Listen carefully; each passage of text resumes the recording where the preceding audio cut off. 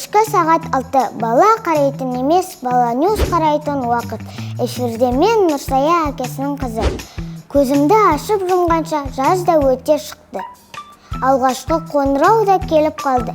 Мектеп, кеме, білім, теңіз деп жатамыз. Бірақ былтыр кемемізге бала саны сыймай қалғаны тағы бар. Астанамызға 1-2 үлкен круиз керек сияқты. Мектеп бала қабылдауға дайын ба?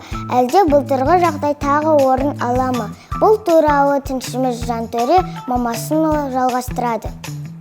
Алғашқы қоңырау соғылмай тұрып, ерте мектепке келіп алған мен шығар. Жоқ, балалар бар екен, сөйлесіп көрейік.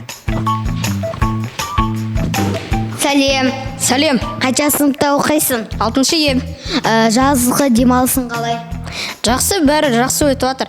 Енді осы бір айда не істейтінді ойластырып жатырмын. Мектепке дайындығың қалай? Жақсы бәрі.